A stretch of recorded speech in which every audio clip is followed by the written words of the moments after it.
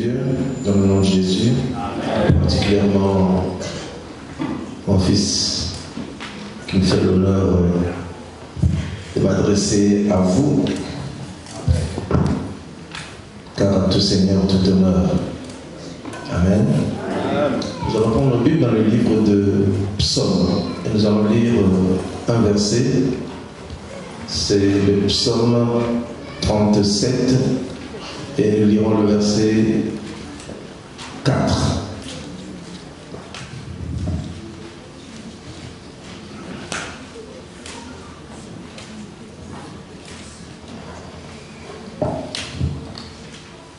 Selon le psaume.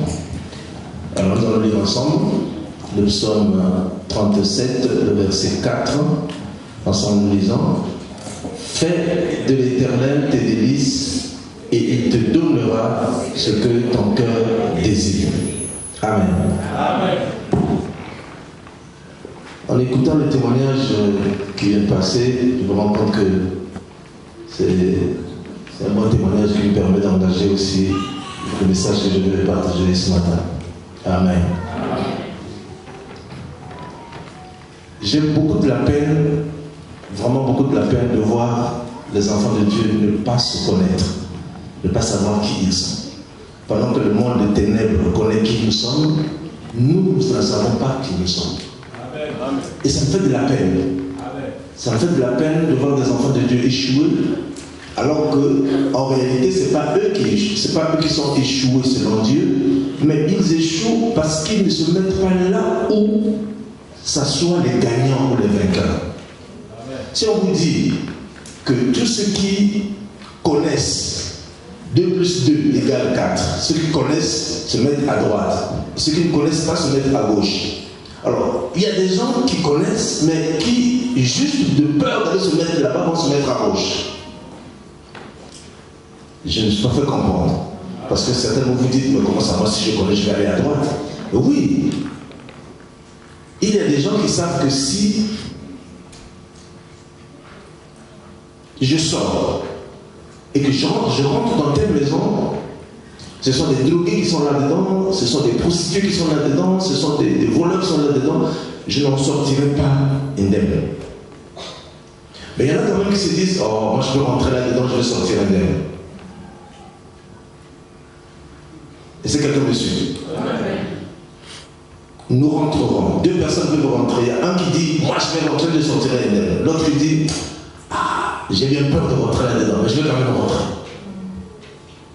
Des 2 qui vont rentrer, celui qui a eu peur de rentrer risquera de sortir. Mais celui qui n'a pas eu peur de rentrer, parce qu'il veut aller braver ce qu'il y a dedans, ne sortira pas de là. Parce que tous ceux qu'on a tendance à négliger, on a tendance à se dire, devant le péché, on dit, oh, ça c'est un petit truc. J'ai dit souvent à mes enfants, on ne tente pas le diable. Qui on appelle le tentateur? C'est le diable. Son nom, ça veut dire le nom que la Bible lui donne, c'est le tentateur. Le diable, c'est aussi un nom que la Bible lui donne. Mais en réalité, quand vous voyez son origine, il s'appelait Lucifer. Quand Dieu l'a fait, comme un ange de lumière, il s'appelait Lucifer. Mais le nom diable, ça veut dire que la lumière lui a été enlevée, il est maintenant devenu ténèbres. Donc ténèbres c'est lui, Lucifer c'est lui, mensonge c'est lui, le père du mensonge c'est lui. Et vous pouvez citer tous les noms qui sont dans la Bible, c'est encore lui. Ça c'est le nom qu'on a donné à cet être-là. Mais il est certain que si les Écritures disent on ne tente pas le diable, on ne peut pas tenter le diable comme on ne peut pas tenter Dieu. Dieu, personne ne le tente, le diable aussi, personne ne le tente. Ne dis pas non, Satan, je vais aller le tenter, je vais voir comment il va faire, après je vais le KO. Je veux le mettre KO, ce n'est pas possible. Lui, c'est un spécialiste dans la tentation, tu rentres là, tu ne ressors pas. Hein, quand on était encore dans le monde, on disait, tu rentres, ok, tu sors, KO. Évidemment, dans les bars, c'est comme ça. Tu rentres dans un bar, tu ne peux pas, ok. Mais quand tu sors de là, tu commences à... Tu dis, ouais, comme disent les jeunes. Alors, ce passage que j'ai pris, c'est un passage que j'affectionne depuis que je suis dans le Seigneur. Donc il y a plus de 30 ans aujourd'hui que ce passage est pour moi mon leitmotiv. C'est-à-dire, c'est quelque chose que j'ai mis devant moi comme un drapeau. Et je le suis. Voyez-vous, c'est tellement simple que si tu fais reposer ta vie sur ce passage seulement, tu ne peux pas être comme les autres. Non, ce n'est pas possible. Il faut que l'on distingue, il faut qu'on fasse la distinction entre toi et toutes les personnes que tu rencontreras, ou toutes les personnes qui s'approcheront de toi. Vous savez, quelquefois, on dit que quand tu as une caisse de tomates bonne, tu prends une tomate pourrie, tu mets dedans, toutes les autres tomates vont finir par pourrir. Maintenant, si tu prends une caisse de tomates mauvaise, tu prends une bonne tomate, tu la mets là-dedans aussi, elles vont finir par pourrir. Donc en réalité, nous ne sommes pas faits pour être mis dans le même paquet avec ceux qui sont pourris. Parce que quel que soit le nombre où nous sommes, nous allons toujours pourrir. Quel que soit le nombre où nous sommes, nous allons... Alors, pourtant, le Seigneur Jésus est venu dans ce monde pourri pour pouvoir faire de telle sorte que ceux qui étaient censés pourrir, au lieu de le pourrir lui, c'est lui qui est pourri. Donc, vous est-ce que vous comprenez ce que je veux dire? Eux qui sont pourris, il lui rentre là-dedans et il lui prend toute la pourriture qui est la leur et il les sort de là totalement propre et bien. Et cependant, lui, il est pourri. Pourri aux yeux de ceux qu'il a sortis, mais en réalité, il n'est pas pourri à l'intérieur. Parce que quand il sort de là, il est vainqueur. Amen. Alléluia. Fais de l'Éternel tes délices et il te donnera ce que ton cœur désire. Il y a deux choses qui se passent là. Il y a une que toi tu es censé faire, il y a une que Dieu fait. Mais ces choses sont bien chronologiquement placées, bien. Donc ça veut dire qu'il y a une chose qui doit être faite avant et l'autre doit être faite après. Ce n'est pas qu'il te donnera des choses que tu désires, après toi tu iras faire les délices de l'Éternel. Non. Il dit toi, tu fais d'abord les délices de l'Éternel, ensuite lui, il te donnera ce que ton cœur désire. Alors, je veux m'appesantir donc sur ces deux phrases. Fais de l'Éternel tes délices. C'est tellement facile, vous savez, faire des délices de l'Éternel, ces délices, vous allez me poser la question, mais c'est comment? Quand vous aimez quelqu'un, ou quand vous aimez quelque chose, vous investissez dans cette chose. Vous investissez dans cette personne. Quand vous avez un bébé, voilà, vous voyez comment notre frère tout à l'heure a fait le témoignage. Le fils a parlé, c'est bien, mais il était obligé de prendre la parole quand même parce qu'il voulait témoigner pour voir comment il a investi pour que cet enfant arrive ici. Lui, il est passé par là, il peut se dire, moi je suis passé, personne n'a investi pour moi. Lui aussi, il n'a pas qu'à venir, il n'a pas qu'à se débrouiller à sa manière. Surtout que c'est un grand garçon.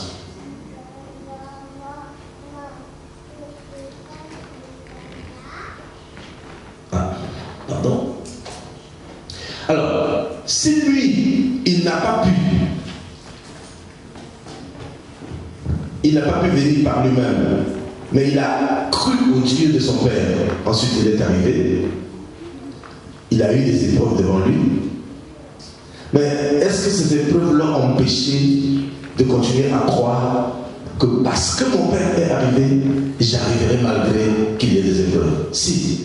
Bon, est-ce qu'il s'est fait du bien lui-même, ou bien à partir de ce moment-là, il a commencé à penser que... Parce que j'aimerais bien quand même lui poser la question, est-ce que le fait qu'il avait pris les démarches, pris la décision de venir, tout l'argent qu'il avait, quand il s'est retrouvé dans les passages par lesquels il est passé, s'il trouvait quelqu'un en difficulté, mon frère, tu peux te lever là où tu es. Est-ce que Nanzela ce qu'on a passé, à poser à quel logo, poser un bongo, poser un logo, poser la main. Est-ce que vous pouvez donner le micro là?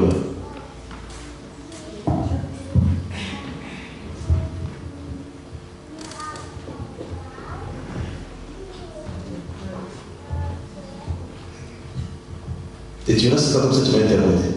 Ouais.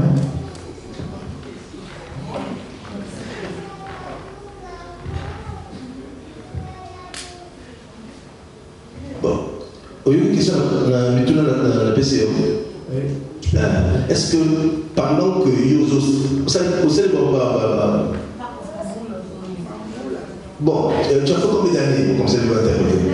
Tu as fait combien d'années depuis que tu as quitté Kinshasa jusqu'à ce que tu es arrivé là, aujourd'hui? 6 ans. 6 ans. Pendant les 6 ans, est-ce que tu n'as pensé qu'à venir et autour de toi, tu as ignoré totalement que les autres existaient? Oui. Tu les as ignorés. C'est-à-dire que on n'a pas si au gros Soumaï. Du coup, non, Soumaï, mais pas tellement. Pas tellement, c'est-à-dire. Juste, je voulais dire, il pourra bien aider, mais le seul problème, c'est que lui-même, il n'avait pas assez d'argent. Non, moi, ce n'était pas ça le problème pour moi. Pour moi, le problème d'aide, ce n'est pas toujours l'argent. On peut aider quelqu'un sans argent. C'est ça le problème. Est-ce qu'il a pensé autour de lui, de son environnement? Est-ce qu'il a pensé seulement parce qu'il dit, bon, comme moi je souffre, tout ce qu'on me donne, moi d'abord, et les autres après. C'est-à-dire parce que moi-même je suis en difficulté, je ne dois pas m'occuper des autres. Tu souffres, ah non, moi je te débrouille, moi je non, moi je là. Non, moi je là. C'est comme ça qu'on dit à l'égal. Est-ce que c'est ça ce que tu pensais? Non. Donc, ça veut dire quoi? Merci. C'est la question que je veux poser. Merci, c'est fini. Tu peux t'asseoir. Je veux dire qu'il y a une chose qui se passe dans ce passage, quand le Seigneur dit « Fais de l'Éternel des délices », c'est-à-dire que l'Éternel doit être l'intérêt numéro 1 pour toi. Or, si je vous pose la question, qui connaît la maison de l'Éternel? Ou qui connaît la rue où vit l'Éternel? Ou qui connaît la chambre où dort l'Éternel? Est-ce qu'il peut lever la main? Personne. Alors, le roi David qui écrit le psaume et dit fais de l'Éternel tes délices. C'est-à-dire, investis tout dans l'Éternel. Mais il est où? Il faut que tu le cherches, l'Éternel. Il faut que tu le trouves. Où est l'Éternel? Si on nous disait que non, l'Éternel c'est lui, tout le monde allait venir, on allait venir dormir chez lui. On allait faire comme les apôtres, ils ont tout abandonné, ils ont dit Seigneur, nous on veut rester avec toi. Même si tu roules les bandas, on va dormir dehors, on restera dehors avec toi. Moi je me souviens, c'est un petit souvenir, mais un grand souvenir pour moi, parce que chaque fois que je prêche, la plupart du temps, je fais ce témoignage. Je n'étais pas chrétien, c'est-à-dire je n'étais pas. J'avais déjà donné ma vie au Seigneur, parce que j'ai donné ma vie au Seigneur à l'âge de 12 ans. Mais voilà que je me retrouve en Europe, dans son cas, avec personne autour de moi, ni père, ni mère, lui encore, il arrive là, son père était là. Mais moi je n'avais ni père, ni mère, ni frère, ni soeur, personne. J'ai laissé tout le monde en Afrique, et je suis retrouvé ici tout seul. Et tout seul, je rencontre une fille, et je dis, le cœur me rassure. Je n'ai pas la paix. Quand je regarde à cette fille, je dis, non, il y a quelque chose qui se... Vous pouvez m'enlever l'écho là, s'il vous plaît? Est-ce qu'on peut m'enlever l'écho?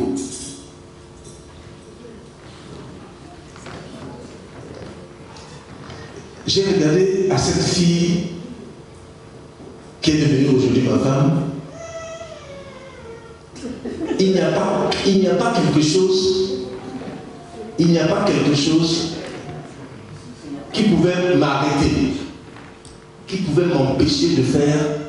C'était pas toute sa volonté que je pouvais faire, comme Adam a fait toute la volonté d'Ève et puis après m'a comme bébé. Non. C'est-à-dire que je voulais expliquer tout simplement que je me suis investi totalement. J'ai investi mon temps pour elle. On n'était que des amis. On n'était que des amis. Nous sommes restés des amis. Quand je dis bien, nous ne connaissons pas le Seigneur, c'était très difficile. C'est d'ailleurs la première personne avec laquelle j'ai vécu. Je suis resté autant de temps. Nous sommes restés pratiquement 1 an sans qu'on ne se soit connu physiquement, donc sexuellement, sans que je l'ai même embrassé. Mais nous étions pratiquement tous les jours ensemble. Et quand je dis pratiquement tous les jours ensemble, je suis à l'université, elle est à l'université. Donc nous avons toute la journée à l'école, à passer à l'école, mais dès qu'on a fini l'école, au lieu d'aller bosser, nous, Ou c'est moi qui viens chez elle, ou c'est elle qui vient chez moi. Et quand on est resté soit chez moi, après il faut que j'aille la déposer. Mais pour la déposer, nous n'avons pas de voiture à cette époque-là, donc on prenait soit des métros ou alors un taxi. Et je me permettais de payer un taxi. Papa, je peux prendre un taxi. Créé Paris. Pour aller la déposer chez elle. Et quand vous arrivez là-bas, il dit, ah non, moi je te raccompagne. Dans le même taxi, vous me raccompagne. Non, je veux juste que vous compreniez, c'est juste le vécu de tous les jours. Mais la vie de Dieu, la vie avec Dieu, la vie en Christ, elle est pareille. Ne pensez pas que vous allez vivre, parce que les gens qui pensent que non, vivre en Christ, ça veut dire que, donc ça veut dire là comme ça, là, je vis en Christ. On t'appelle, hein? Non, moi je vis en Christ, attention, moi je ne veux pas regarder. Non. Bien aimé, ce n'est pas ça, ce n'est pas ce mode de vie que le Seigneur nous enseigne. C'est pour ça que justement les chrétiens sont dangereux. Aujourd'hui, la chrétienté est devenue dangereuse au point qu'on ne sait même pas si les chrétiens sont vraiment des momies ou des hommes, des humains. On a cessé d'être humains. C'est pour ça que j'ai posé la question à mon jeune frère. Est-ce que autour de lui, dans son environnement, les gens qui étaient là, ceux qui souffraient, qui avaient des besoins, est-ce qu'ils s'en occupaient? Ou bien il était focus pour tout. Focus. Arrivé à Paris. Parce que nous en Afrique, on disait à l'époque, voir Paris ou mourir. Oui. Ou tu vois Paris, ou tu meurs, si tu n'as jamais vu Paris, tu meurs. Donc focus. Donc quand tu as tes sous, tu dis mon cher, je veux bien t'aider, mais l'argent là, c'est pour Paris. Et c'est là que je veux amener l'église à comprendre. Que tellement qu'on est focus dans ces choses-là. Moi, j'ai pris mon exemple avec mon épouse. L'argent. Vous savez, les 2 premières années, nous avons vécu ensemble. Ma femme me prenait, elle a pris la décision comme ça, et je me suis dit, bon, je prends plus d'eau. Elle buvait plus d'eau. Pendant 2 ans, elle n'a pas bu de l'eau. Ne pensez pas que vous allez en faire. Non. C'est parce que il faut qu'on arrive à vous prêcher des choses comme on les a vécues et que vous regardez dans les Écritures comment le Seigneur nous soit. Parce qu'il a dit, venez à moi tel que vous êtes. Si vous attendez que vous soyez déjà bon pour venir au Seigneur, vous allez vous taper tout à côté. Comme on dit mes petits frères, vous tirez par terre. Donc nous venons au Seigneur tel que nous sommes. Alors elle, quand je la vois, elle est normale, il n'y a pas de problème. Bon, comme j'avais un peu de moyens, un peu d'argent, alors j'ai investi pour qu'elle soit à l'aise, qu'elle ait tout ce qu'elle voulait. Je l'amenais tout le temps dans les restaurants. On passait plus de temps dans les restaurants. Dans les bateaux, une journée là, on part pour une journée, un week-end, on revient. Mais on n'est que amis. Ce qui ne se fait plus aujourd'hui. Oui, amis, ça veut dire que non, bon, il faut qu'on essaye, il faut qu'on... Non. On n'est que amis. Bon, moi je vais voir un enseignement avec les jeunes là-dessus. Et on en parlera plus sérieusement parce que c'est vraiment... C'est très difficile dans votre génération. Je n'aimerais pas être à votre place. Ah oui, quand je discute avec les jeunes aujourd'hui, je me dis, Seigneur, qu'on va pitié de cette jeunesse. C'est grave ce que vous allez vivre. Très grave. Et si vous n'êtes pas ancré là, si vous ne vous asseyez pas là, si vous ne tenez pas les pieds, les bras de ces hommes-là qui sont ici, attendez-vous à ce que vous vous retrouvez en train de pleurer dans votre cachemire tout seul. Donc, investir dans tout ce qui concerne l'éternel. C'est tout simplement obéir à la parole de Dieu. Obéir à la parole de Dieu. Ça dit quand on te demande, je vais investir dans le Seigneur. Oui, mais comment tu vas investir dans le Seigneur? Dis-moi, quelles sont les choses que je dois faire? Les choses que je dois faire. Une seule chose. Obéir au commandement du Seigneur. Oh, ce qui est merveilleux, c'est que le Seigneur ne te donne qu'un seul commandement. Un seul. Pendant que Moïse en avait reçu 10. Et quand il en a reçu 10, les 10 là, pour appliquer ça, c'est compliqué. Même s'il y a un jeune homme qui s'est présenté à Jésus, il a dit les 10 commandements de Moïse, je les ai tous appliqués. Alors que Jésus a fait exprès de lui demander, est-ce que tu connais les commandements? Il dit oui, les 10, moi je les connais depuis mon enfance. J'ai grandi dans ce commandement-là, je les ai tous appliqués, complètement. Est-ce que quelqu'un peut lever la main pour dire que non, moi j'ai appliqué les 10 commandements de Moïse? Est-ce qu'il y a un seul qui peut dire ça? Que les 10 commandements de Moïse, je les ai appliqués? Pratiquement impossible. Mais celui-là, il a dit à Jésus, je les ai appliqués. Il a pu lui dire que Jésus les mains. Vous savez, Jésus ne l'a pas aimé parce qu'il a appliqué les commandements. Non, parce que c'est quelqu'un qui a appliqué les commandements à sa manière. Parce que la lettre tue. Yes. Amen. La lettre tue. Mais ce dont nous avons besoin, c'est le logos. Yes. Le logos, la révélation. Et Jésus voulait dire à ce jeune homme-là que non, toi tu n'as eu que la lettre. C'est-à-dire que tu as regardé la lettre, on a dit ne vole pas. Donc toi tu ne voles rien. Bon. Oh, tu oublies que tu peux voler d'une autre manière. Yes. C'est ça le logos. Tu peux voler d'une autre manière. C'est pas parce que tu as pris la chose de Dieu que tu dis non. Tu peux voler d'une autre manière. Regarde, aujourd'hui moi je me dis, bon, c'est la femme du pasteur Blanchard. Mais je m'arrange, moi je suis marié, mais me voilà en train de m'arranger pour faire de telle sorte qu'elle puisse tomber amoureuse de moi. Oui, vous avez déjà vu ça? Le gars est marié, mais il y a une femme qui est amoureuse de lui.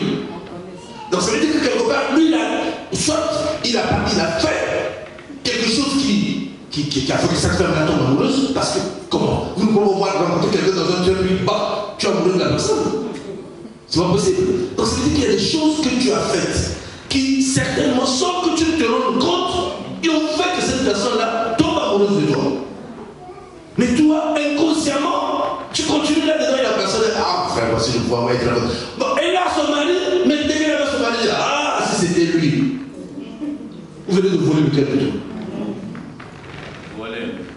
Voyez-vous? Donc c'est pour ça que le logos, quelque part, est tellement important. Et la révélation, c'est ça. Et tant que quand tu vois une situation comme ça, tu vois une personne qui est trop proche de toi, qui est en train de faire des... Tu dis, et c'est là les choses ne sont pas bonnes. Il faut tout de suite, soit que remettre la personne à sa place, soit couper la relation. Est-ce que quelqu'un me suit? Parce que si vous ne le faites pas, vous courez un grand danger. Ouais. Vous courez un grand danger, même dans votre couple, vous allez vivre en zombie. C'est-à-dire que vous êtes avec une personne, mais en réalité, vous pensez à une autre personne.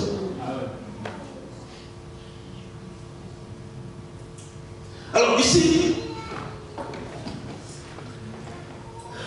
quand le Seigneur nous dit,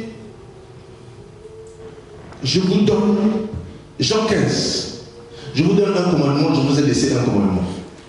Dans le livre de Jean, au chapitre 15,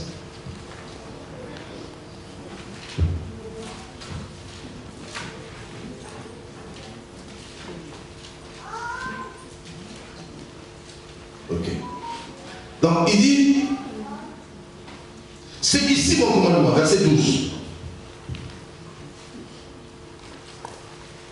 C'est ici mon commandement, aimez-vous les uns comme je vous ai aimé. C'est ici mon commandement. Un seul. Or, dans l'ancienne alliance, il y avait 10 commandements, mais en dehors des 10 commandements, il y avait aussi des lois. Donc, tous les livres de Lévitique, ce sont les lois que Dieu avait données aux Israélites pour qu'ils puissent être agréables, qu'ils puissent leur être agréables, il fallait qu'ils appliquent ces lois. Et parmi ces lois, il y a une loi que pour m'amuser un peu, quand je prêche, j'aime toujours le sortir parce que les femmes, vous ne pouvez pas vous rendre compte de la grâce, de la faveur que la nouvelle alliance vous a faite. Non. D'abord, vous n'étiez pas compté. Quand on dénombrait les gens, si on doit compter les gens qui sont dans ce culte-là, on ne comptait pas les femmes. Vous savez ça? Mais lisez les Écritures. Lisez les Écritures. Quand on dénombrait, combien d'Israélites ont traversé la mer Rouge? On a dit 5000. Mais il y avait 5000 hommes.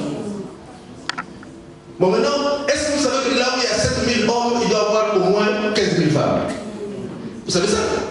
Bon, maintenant, comptez les enfants. Les enfants n'étaient pas de nombreux nombres. Chaque femme doit avoir au moins 2 enfants. Il y en a même qui avaient 4, il y en a qui avaient 5. Bon, supposons que chaque femme ait 2 enfants. Donc, regardez le nombre de personnes. Quand on dit que Jésus a multiplié les pains, il y a eu 7000 personnes qui ont mangé. Ça n'avait que 7000 hommes. On ne dénombrait pas les femmes. Aujourd'hui, la grâce fait qu'on vous dénombre avec nous. Grâce à la nouvelle alliance.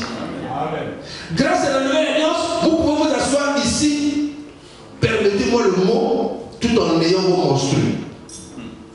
Hier, dans l'ancienne alliance, c'était interdit.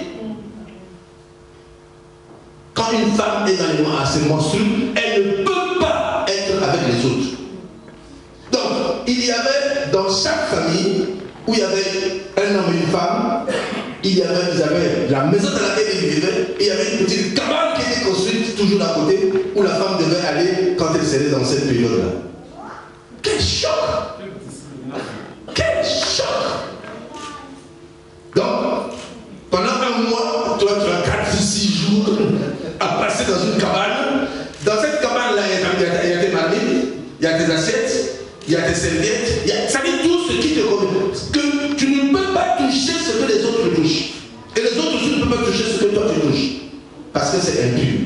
En plus, quand tu as fini cette période de monstru, il faut que tu prennes un pigeon ou un, je ne sais pas quel animal que tu peux choisir. Tu ailles voir le sacrificateur pour qu'il te purifie. Quel choc! Vous imaginez comment les femmes se promenaient. Vous savez, aujourd'hui, là, on a vu 4 ou 5 femmes aujourd'hui qui s'est venue là devant toi. Pasteur, avec son pigeon à la main. C'est quoi? Donc, dès que tu vois le pigeon, tu sais que non, ça c'est pour l'autre. C'est pour la sanctification, pour la rendre pure. Alléluia. Amen. Mais aujourd'hui, hey, quand je regarde la parole de Dieu, je suis toujours dans le livre de Jean, chapitre 15. Regardez. Verset 3. Déjà, vous êtes purs à cause de la parole que je vous ai annoncée. Donc, vous les femmes, comme les hommes, nous sommes tous purifiés par la parole de Dieu et non pas par les lois que Dieu avait prescrites à Moïse. Non. Nous sommes purs. Donc, ce n'est pas parce que tu vas dire non, parce que j'entends souvent, ah non, je m'en vais à la montagne, je vais me purifier. Parce que j'ai un travail que je vais faire, alors je vais me purifier. Le bien-aimé, personne ne peut se purifier du péché. Personne. Celui-là qui va dire que, c'est-à-dire le moment où tu monteras à cette montagne-là, tu vas rester là-bas, tu te purifies, tu n'as pas de péché, d'accord. Dès que tu vas descendre la montagne, avant tu n'arrives chez toi à la maison, tu vas encore contacter le péché. Laisse tranquille. Laisse tranquille. J'ai une histoire que je raconte, ça fait, ça continue à me faire toujours. Tu dis, regarde, quelqu'un qui s'enferme dans sa maison, il dit, bon, en tout cas, je vais faire une journée sans péché. Il ferme sa porte, il ferme les fenêtres, tout, il s'enferme dans la maison, il chante des alléluia, il chante, il lit la Bible, il dit, aujourd'hui, je ne pêche pas. Parce que moi, je sors là, je regarde, je pêche, il dit, ah non, cette fois-ci, je reste. Puis finalement, le soir arrive, il dit, bon, la journée est finie. Maintenant, le soir, là, je peux ouvrir ma fenêtre pour que l'air rentre quand même. Il ouvre la fenêtre, il voit quelqu'un qui passait, qui était bossu. La personne qui passait devant sa fenêtre là, elle était bossue. Elle avait une bosse derrière. Il dit là. Le cri là, c'est moi qui a poussé. Mais ça, c'est... Voilà quelqu'un qui a passé toute sa journée à vouloir rester comme les moines qui s'écartent de tout le monde pour être pur. Et en fait, quand il n'est pas resté pur, parce qu'il a fini par pécher à la dernière minute, c'est-à-dire le moment même où il finit, il pêche. Jésus-Christ a dit, s'il y a quelqu'un qui se dit sans péché, il s'est dit comment? C'est un menteur. Il fait de Dieu un menteur. Il fait de Dieu un menteur. Alors, comment faire de l'Éternel cette église? Je vais vous donner la méthode la plus simple. Tu ne peux pas voir Dieu, mais chaque fois que tu vois ton prochain, tu vois Dieu. Et c'est quelque chose. Tu ne vois pas Dieu. Tu n'iras pas lui donner ton offrande, tu vois Dieu.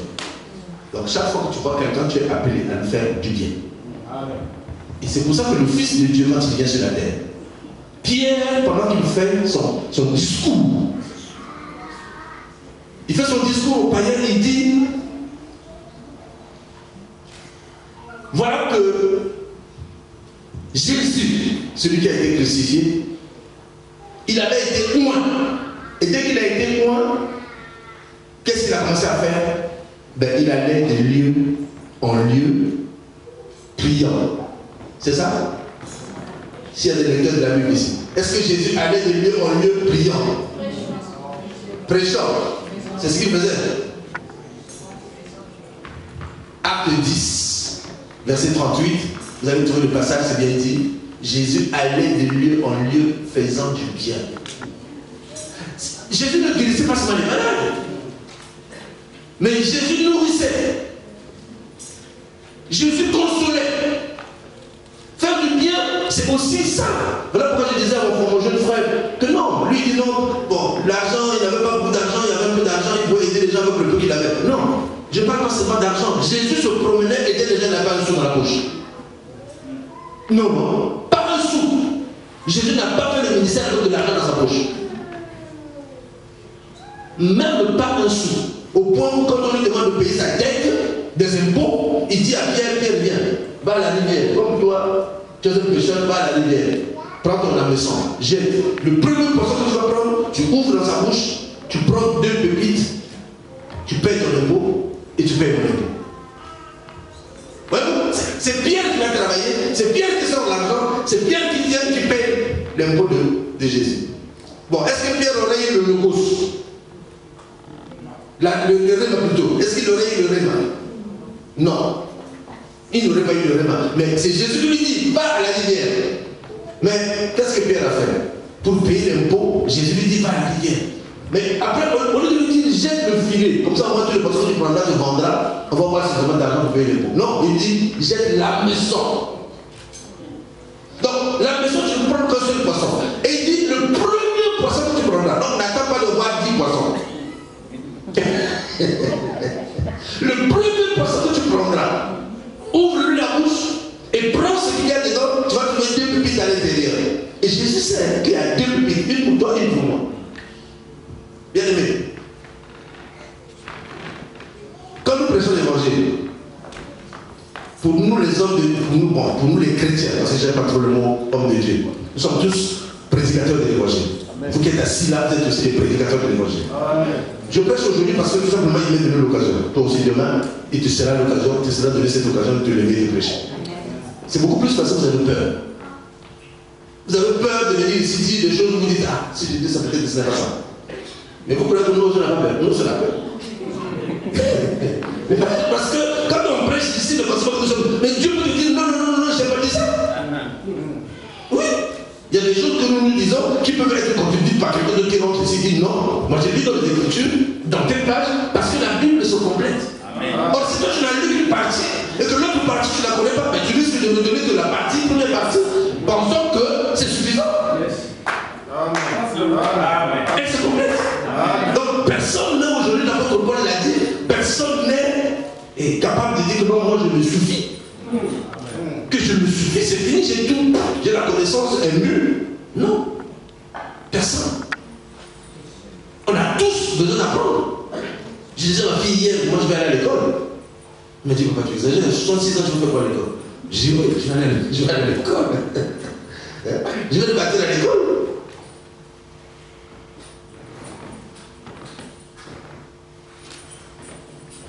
Fais du bien comme le faisait le Seigneur.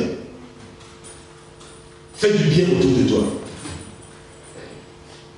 Tu vas me dire, oui, mais moi je fais du bien. Hein? Mais dans la journée, toi-même, fais ta comment on dit ça dire? Ta rétrospective, hein? ta conscience, comment on dit? Cherche le mot.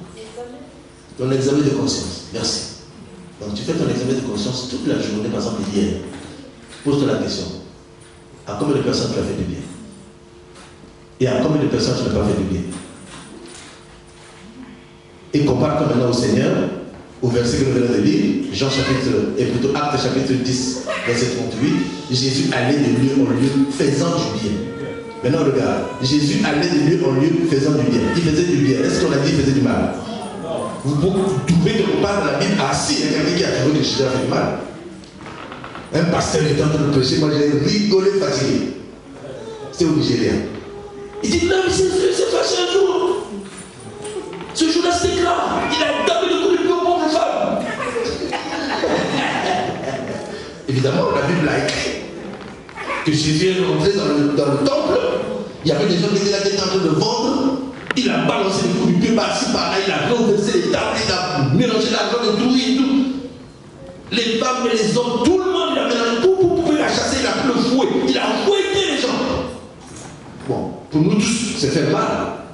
Bon, maintenant, si toi tu n'as pas le réma, évidemment tu vas penser que non, Jésus a fait mal aux gens. Non, Jésus n'a fait que sortir de la maison de son père ceux qui n'étaient pas censés y être. Et quelquefois pour sortir, ces gens sont obligés d'utiliser la force. Ah oui. Ah oui. Chez toi à la maison, si tu veux trouver quelqu'un qui est là, qui est chanvreur, un doublé, qui vient là parce que bon, il suit des enfants et tout, je crois que tu vas le suivre par la petite culotte, avant même qu'il ne soit dehors, tu l'auras fouetté, tapé correctement.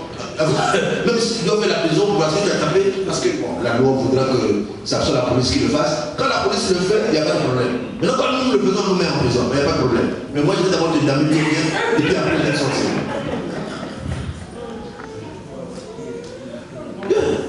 Tu t'es introduit chez moi par infraction.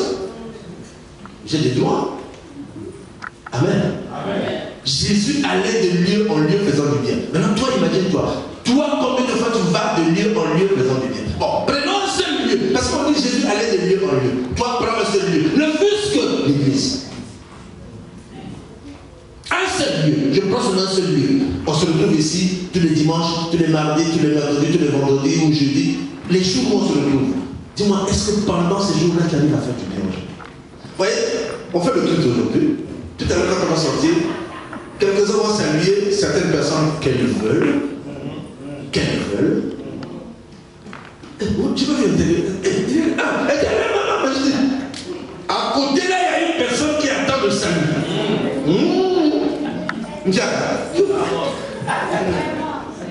On va vers cette personne-là. Et on ne calcule même pas tout autour de soi. Pourquoi? Parce que justement, on ne connaît pas le Dieu que l'on vient adorer ici. On ne connaît pas le Dieu que l'on vient célébrer ici. Parce que quand on connaît ce Dieu, dans chaque personne qui s'assoit avec nous, avec qui nous célébrons ce Dieu, nous devons avoir le même esprit. Yes. Or, si nous n'avons pas le même esprit, ça veut dire que nous sommes différents ici. Et si nous sommes différents ensemble, ça veut dire qu'il y a l'ivraie et le blé. Maintenant, pour savoir qui est ivraie, pour savoir qui est blé, les pierres se sont posé la question. Et Jésus leur a donné la réponse. Il a dit, mais regardez les seulement et regardez les œuvres. Quand quelqu'un, au lieu de saluer les gens qui sont là en passant pour aller saluer la personne qui est au fond, elle passe directement, oui, elle salue là-bas. Et puis après, elle sort de sa part. Les œuvres nous trahiront. Les œuvres montreront qui nous servons. Qui? Oui, à qui nous faisons du bien. Nous avons choisi des personnes que nous appelons au téléphone. Nous avons choisi les personnes que nous visitons. Nous avons choisi les personnes à qui nous faisons du bien. Même la parole de Dieu, quand les prédicateurs montent ici, tu sais, il y a un moment donné, moi j'avais enlevé le programme à l'église. Avant j'affichais les programmes. Et les gens venaient maintenant à l'église en fonction des programmes. Mais non, c'est pas possible. Je me pose la question, comment ça s'est passé là-bas? Le culte, elle a prêché, dit oui, mais la moitié de l'église n'était pas là. Pourquoi? Parce que dès qu'on voit le programme, bon, mercredi qui prêche, ok, bon, de toute façon, j'ai un rendez-vous très important.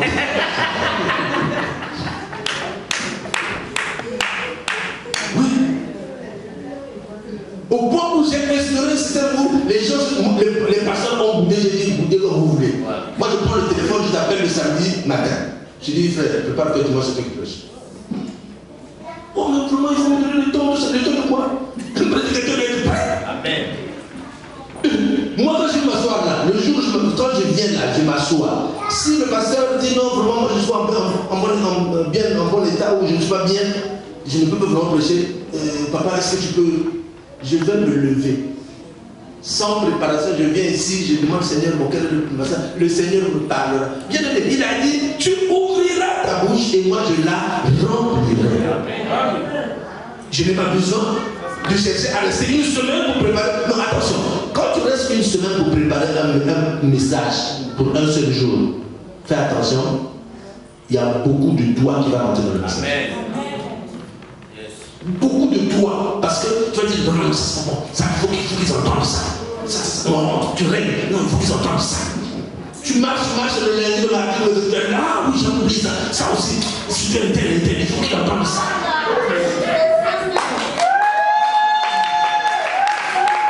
Il y a beaucoup de toi qui vont rentrer dans la communication. Pourquoi? Parce que la parole de Dieu est esprit. La parole de Dieu est esprit. Donc, il faut que ça se passe en esprit. Tu ne peux pas venir dans la chair. Tu as en train de manger, puis souvent, merci, papa. Il fallait que je... Oui, dans le message, il faut que je parle aussi à un tel. Donc, alors, ça, tu ne dis pas ça aux gens, mais tu te dis ça.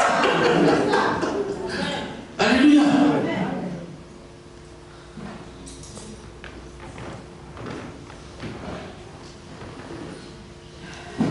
Deux Rois chapitre 4. Je crois que vous devez connaître l'histoire. 2 Rois chapitre 4.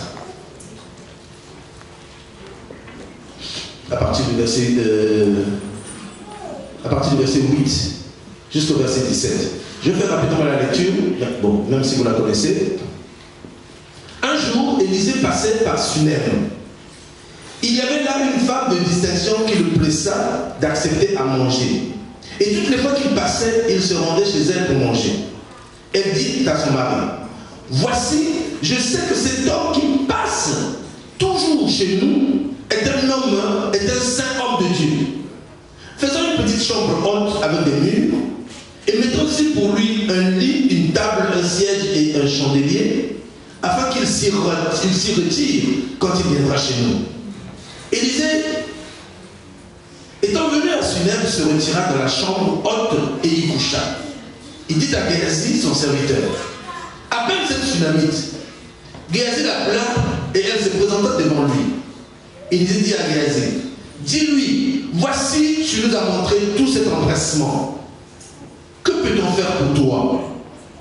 Faut-il parler pour toi au roi ou au chef de l'armée? Elle répondit, j'habite au milieu de mon peuple. J'aime ces paroles.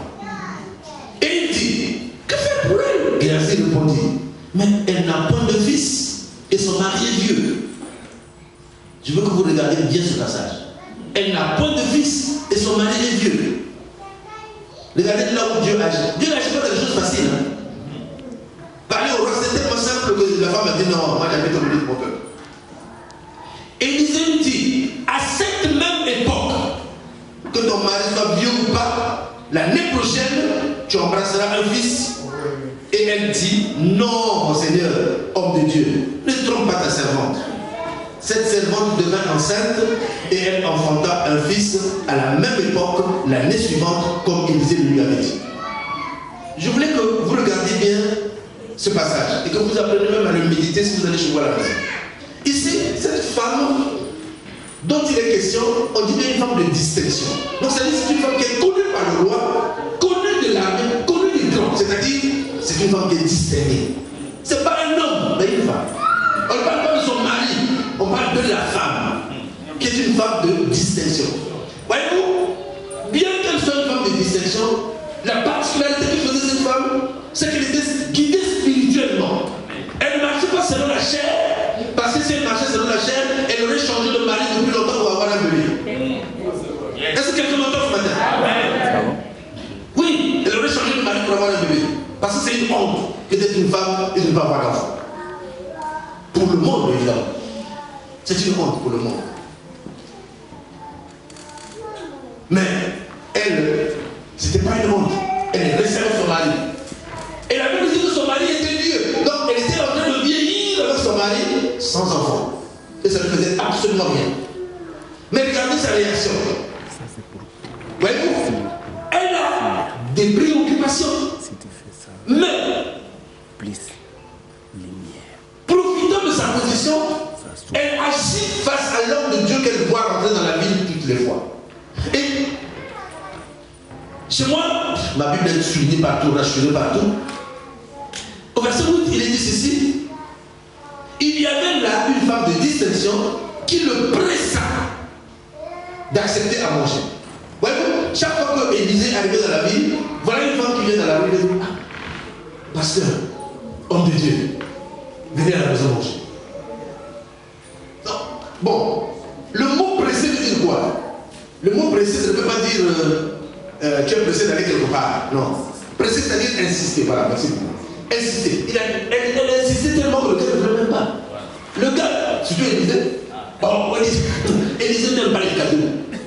Non, si c'est pour lui, non, Élisée pour ça, il n'aime pas les cadeaux. Mais cette femme-là était, la Bible dit qu'elle a pressé. Donc ça veut dire qu'elle a insisté. C'est sûr qu'il a refusé une fois, 2 fois, 3 fois, 4 fois. Mais la 7e fois, il a dit non, la femme là, bon, allons quand même manger chez elle. Comme c'est un homme de Dieu, il a saisi, il s'est dit, il doit se passer quelque chose. Pourquoi Dieu m'envoie cette femme-là tout le temps? Il y a quelque chose. Souvenez-vous que l'apôtre Paul aussi avait quelqu'un, une femme comme ça qui le suivait, mais qui était tout le temps en train de dire, suivez ces hommes, ce sont les vrais hommes de Dieu.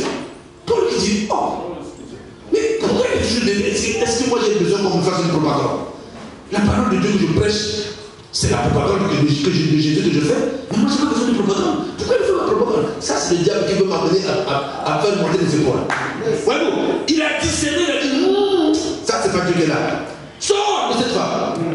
Il dit, sors de cette femme. Et l'esprit de Python qui était dans cette femme-là l'a quitté. Et ceux qui travaillaient avec cet esprit-là pour faire le commerce avec les, je ne sais pas comment on appelle ça déjà là, les devins, les divinations. Parce qu'elle divinait les choses. Je peux dire, ta mère, l'année prochaine, tu auras ceci, il y aura un grand-père qui va mourir, il va te laisser tel héritage. Les gens aiment ça. Donc, et c'était un commerce pour eux. Et cette femme-là, c'est elle qui disait ces bonnes nouvelles. Mais ici, c'est un autre cas. Ce n'est pas un cas où elle a besoin de quoi que ce soit. Non, elle a plutôt besoin de faire du bien. Est-ce que quelqu'un me suit? Elle veut faire du bien. Et pas n'importe quel. Et dit à son mari, non, je vais prendre le risque de le dire à mon mari. Parce que c'est vraiment un saint de Dieu. Pour que tu sois convaincu que c'est un saint de Dieu, il faut que l'esprit te le convainque. Pour que tu arrives à convaincre aussi ton mari, il faut bien que ce soit vraiment l'esprit de Dieu. La Bible dit que non pas seulement il venait manger, il a accepté de venir manger, mais un jour, la femme pousse encore plus loin, elle dit à son mari, faisons-lui une maison. Bon, le mari aurait pu dire, toi, on dirait que tu as un secret avec elle. Un peu plus plutôt. C'est quoi cette histoire où tu veux qu'on fasse une maison qui vient de dormir ici? Non, le mari n'a pas boudé cela. Le mari a dit faisons la maison. Ils ont fait la maison. Et la première nuit qu'il passe dans cette maison, il appelle son serviteur Géasi, lui dit, Géasi, appelle-moi la femme. Regardez le comportement d'Élisée. Élisée ne parlait jamais directement à une femme. Il ne parlait jamais directement. C'est-à-dire, il t'appelle, tu viens là, mais il faut qu'il y ait quelqu'un qui te parle. Tu es là, tu entends ce qu'il dit, mais il ne te le dit pas à toi directement. Il le dit à quelqu'un et lui il donne le transfert. Je ne sais pas ce qu'il dit, mais en tout cas, je crois qu'il appelle les hommes peut-être. Il devait se connaître, il devait se voir. Il ne parlait pas directement. Il dit appelle là, elle arrive et se présente, dis-lui. Oh. Mais là, de lui, dis-lui. Non, dis-lui. Quand elle est partie, il dit bon, Géasi dit mais la femme là n'a pas d'enfant et son mari est vieux. Il dit ah, voilà l'occasion. Dieu ne va me laisser comme ça. Dieu m'a promis, il a dit que je vais faire le double des miracles de lui. Donc là, c'est une occasion, c'est une opportunité. Mais vous ne pouvez vous imaginer que le fait de vouloir faire du bien peut vous ouvrir, vous mettre dans des opportunités pour faire des miracles auxquels vous ne vous attendez pas.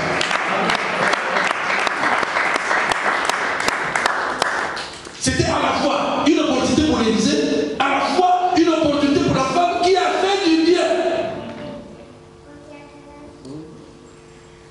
C'est pas parce qu'elle a fait du bien à l'Église que le miracle est venu. Non, tu peux aussi faire du bien à quelqu'un pour qui ne dira pas un miracle pour toi, mais la Bible dit que chaque fois que le cœur de Dieu se réjouit, qu'est-ce qu'il a dit? Il a dit chaque fois que vous donnez un verre d'eau à un de ses plus petits, c'est à moi que vous l'avez donné. Donc ça veut dire quoi? Ça veut dire que le cœur de Jésus-Christ se réjouit chaque fois que nous donnons un verre d'eau à un petit. Alors si le cœur de Jésus est réjoui, si nous lui demandons quelque chose, il va pas nous le refuser. Il n'est pas un homme pour mentir. Non. Il n'est pas un homme pour mentir. Cette femme-là a fait ça. La nuit qui a suivi, une parole a suffi de l'homme de Dieu. S'il vous plaît, c'est pas Dieu qui a parlé au... Yes. C'est pas Dieu qui a parlé, c'est l'homme de Dieu qui a dit. Bon, qu'est-ce que tu veux que je parle? Que je parle plutôt au roi ou non? Que je parle plutôt au chef de l'armée ou non? Je ne sais pas pourquoi il voulait parler au chef de l'armée. Qu'est-ce qu'il avait à voir avec l'armée? Je ne sais même pas. Bon, et là, elle dit bon, d'accord, elle est partie pour elle, tranquille. Ah, il disait qu'il dit vraiment, non, vraiment, l'opportunité, là, je vais la laisser comme ça. Non, rappelle. Elle me revient. Bien, dis-moi. Il me demande, vraiment, on peut rien faire. Mais il n'a pas d'enfant. Et son mari lui dit, bon, ok, ça c'est l'opportunité à peine. Elle arrive, elle se met à la porte. Au lieu de lui parler, dis-lui que la même période, l'année prochaine, elle va embrasser un fils. Il a précisé, pas un enfant. Parce qu'on peut dire non, je ne dis pas, je préfère dire un enfant. Peut-être c'est une fille qui va venir, on ne sait jamais. Non. Quand tu es certain que tu es imbu de l'Esprit de Dieu, que tu es loin de l'Esprit de Dieu, tu dis les choses sans avoir peur. Et elle t'arrive. Dis les choses sans avoir peur. Elle t'arrive. Ne pensez pas que ce qui est dit dans la Bible ici, nous ne pouvons pas le faire. Non, nous le faisons. Amen. Nous le faisons. Mon épouse et moi, nous avons été reçus pour la première fois à côté de nous. J'ai un jeune frère qui est à côté de nous. Il faut que je te l'amène ici ce jour. C'est un garçon très bien, formidable. J'ai un jeune frère qui est à côté de nous. Il vient à Brazza, je l'invite, il vient. Il a fait la guerre de 97, il s'est réfugié à côté de nous. Et depuis là, il est là-bas. Et on fait un programme, il dit, je lui parlais de on discutait, on pas discuter, on partageait souvent sur le mariage. Et je lui ai dit, tu sais que ce que tu... les hommes de Dieu, la plupart des hommes de Dieu et des hommes chrétiens, parce que nous avons reçu la parole de Dieu, et la parole de Dieu nous interdit en somme de pouvoir divorcer. Et il y a des gens qui vivent divorcés dans leur maison, mais sans être divorcés devant les hommes. Divorcés devant Dieu, divorcés dans leur maison, mais devant les hommes, ils ne sont pas divorcés. Ils vivent ensemble. Ce matin, on me dit, tu vis où? Non, mais je suis dans sa maison. Ah, vous êtes d'accord. Ah, vous êtes d'accord ensemble. Vous n'êtes pas ensemble. Et on a tellement partagé ces choses qu'il m'a dit, ah, laisse-moi, je souffle là-bas.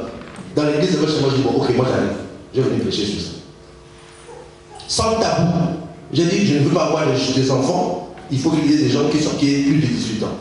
Parce que je vais parler sans tabou. Là, il faut dire là, on dira là, il faut dire le, on dira le. Donc chaque chose l'appellera par son nom. Et vous allez voir. Mais vous ne pouvez pas vous imaginer la délivrance qu'ils ont eue là. Mais il y a quelque chose qui s'est passé. C'est que quand nous sommes arrivés pour la première fois, ce jeune homme nous reçoit. Moi, je me disais qu'il va le mettre à l'hôtel. Bon, déjà, il connaît ma stature, il connaît mon...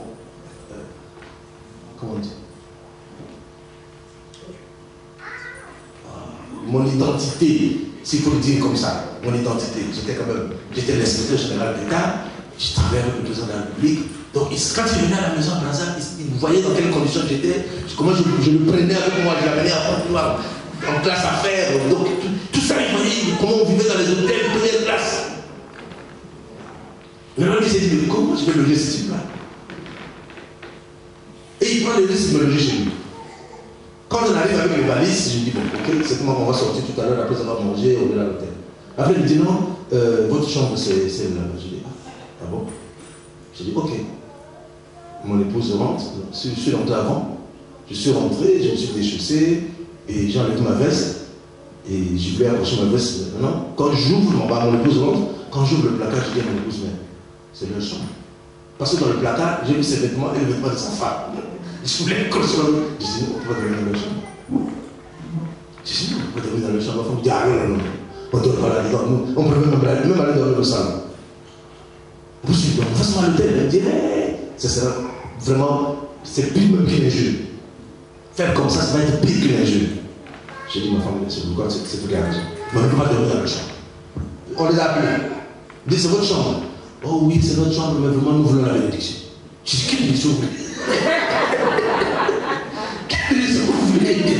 Vous voulez la bénédiction? Ça veut dire, moi, il faut que les hommes dans votre vie pour ouvrir la bénédiction. Oh oui. Nous, on a prié pour ça, vous dormez dans votre vie. Quoi? C'est là ma femme qui dit pas question. Je dis, ah, bon. Après, j'ai dit, bon, peut-être c'est une opportunité aussi pour nous de faire.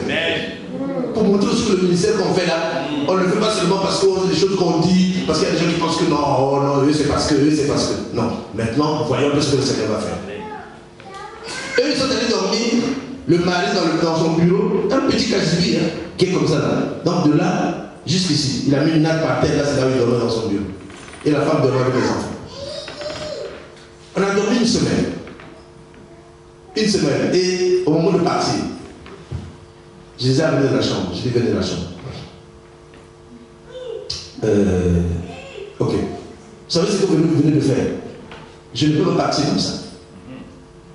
Parce que la parole de Dieu me donne le pouvoir d'amener ce qui n'existe pas à l'existence. Et dans votre vie, c'est ce que je fais. Et quand je dis ça, ma femme me regarde et dit, hey, tu l'as mis de pas avoir quelque chose ici là. Mais là, si, je ne sais pas comment va être. Écoutez-moi bien. Parce que vous avez permis ça, vous allez habiter dans ce pays, dans des maisons que vous n'avez pas achetées, que vous n'avez pas construites.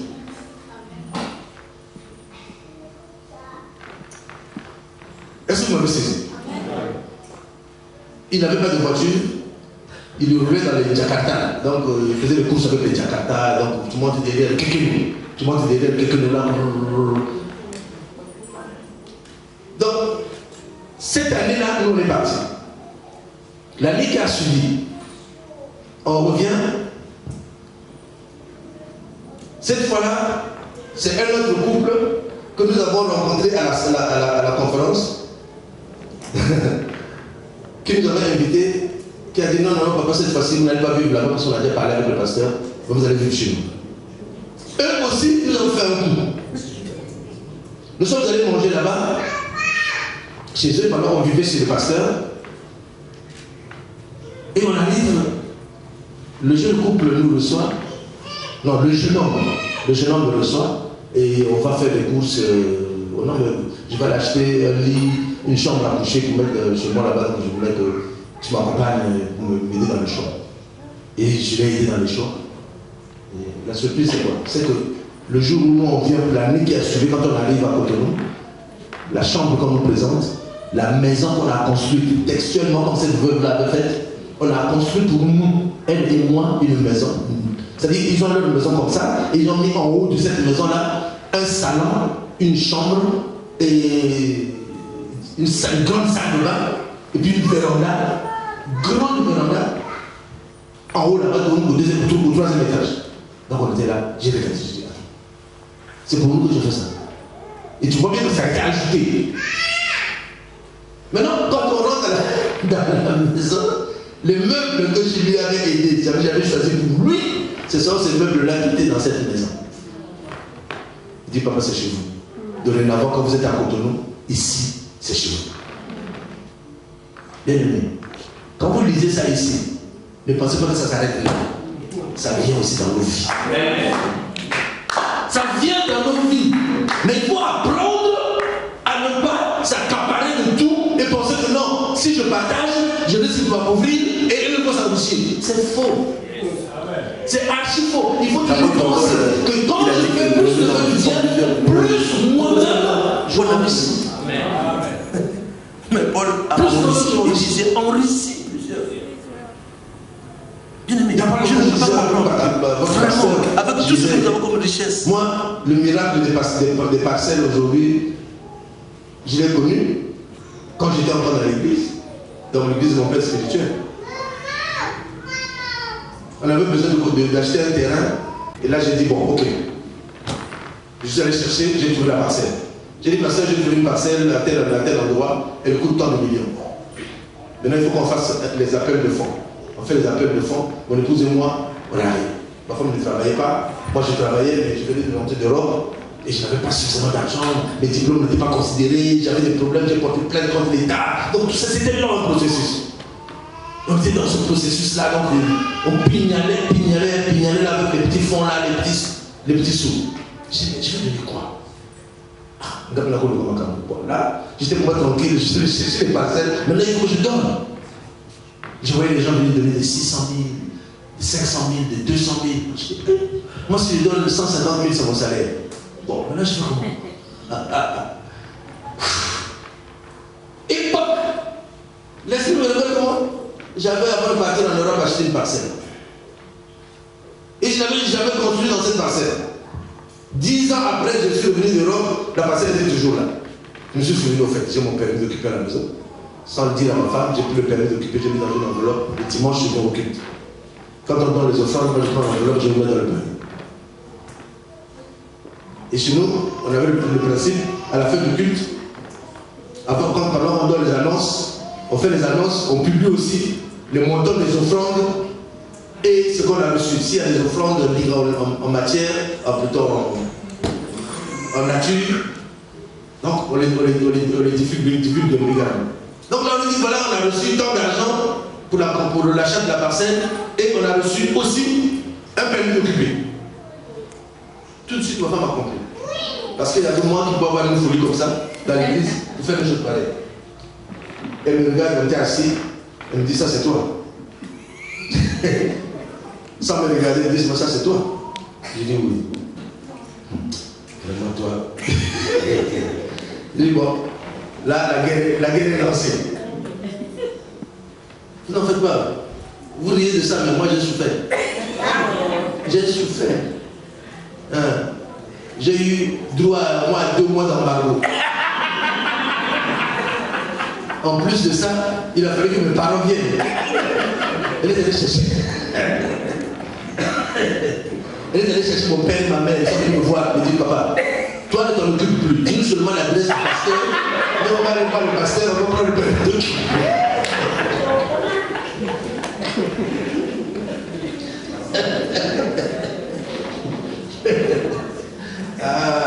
Personne n'a. Mon papa était terrible. Mais est-ce que tu as pensé à tes enfants? Maintenant, si tu as fait quelque chose là, tu n'as rien. La parcelle, l'unique parcelle que tu vas donner à l'église. Mais maintenant, l'église n'a pas possibilité des enfants. Voilà le grand problème. La question qu'on nous pose à nous, que vous ne savez pas. Est-ce que vous, quand nous on va disparaître, vous vous occupez de nos enfants? Vous vous occupez de nos femmes, de nos enfants? Est-ce que là vous pouvez dire oui? Est-ce que vous dites non? Est-ce que la réponse peut venir maintenant? C'est la question. Mais c'est parce que vous ne dites pas oui que nous ne pouvons pas faire. Parce que si on ne le fait pas, la Bible dit si tu sais faire le bien et que tu ne le fais pas, tu pêches. Mais tu ne peux pas pécher à cause de vous. Parce que vous allez demeurer tel que vous êtes. Pendant ce temps, nous allons prospérer. Mais cette parcelle que j'ai donnée à Dieu, vous savez ce qu'elle m'a apporté aujourd'hui? J'ai plus de 100. J'ai des domaines, des domaines. Quand j'ai pris mon père et ma mère, je l'ai amené, j'ai dit papa, viens, je vais te montrer la maison que je vais acheter. Le président du Suba avait à l'époque construit des maisons et une nouvelle cité. Donc j'ai pris une maison là-bas que j'ai achetée. J'ai dit moi je vais prendre celle-là. Et donc j'ai commencé à payer déjà. J'ai dit voilà la maison. J'ai dit ah. J'ai dit je t'avais dit que je vais la maison. Tu as vu ça? Oh oui, ah, vraiment ton Dieu là. Non, moi je crois à ton Dieu. L'homme aime toujours faire le Saint Thomas. Tant qu'il n'a pas touché, non, il ne veut pas croire. J'entendais là tout à l'heure dire non. Quand j'ai vu que l'enfant, j'ai dit non. Donc là, je peux me le croire. Parce que c'est, non, il faut croire sans avoir vu.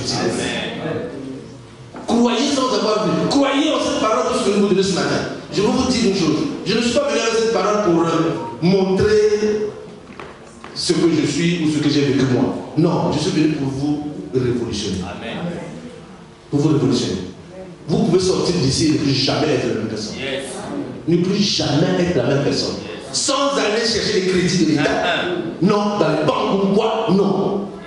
Sans aller dans des Non, vous allez voir seulement comment le Seigneur peut aujourd'hui intervenir dans votre vie au travers d'une personne sans que vous n'en rendiez compte. On vous appelle, on vous dit, bon, je ne sais pas, Dieu m'a fait la grâce. Attendez, cette femme-là, elle appelle l'homme de Dieu, non?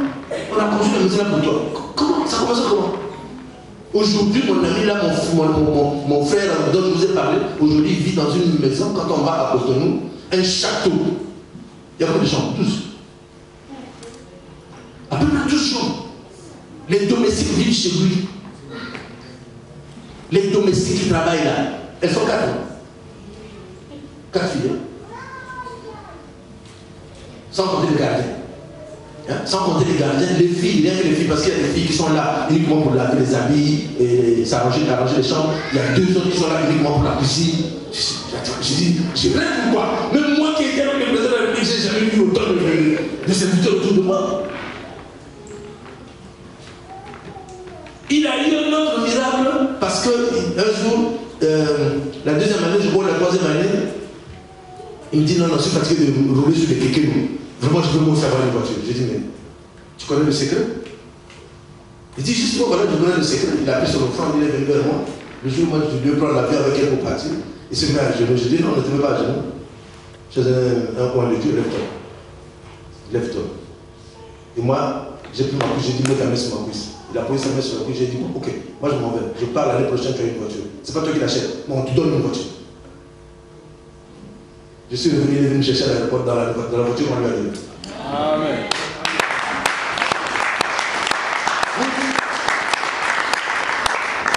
C'est des choses pour lesquelles, bon, aujourd'hui, les hommes de Dieu, on nous connaît. C'est toi qui me disais ça, que l'apôtre Paul, il a dit que nous enrichissons plusieurs, mais nous-mêmes nous sommes. Vous connaissez la maison de Paul? Paul a une maison. Mais Paul a enrichi. Il dit, j'ai enrichi plusieurs. Bien aimé, je ne peux pas comprendre que vraiment, avec tout ce que nous avons comme richesse, qui nous est donné par la parole de Dieu, que nous soyons comme nous sommes. Non.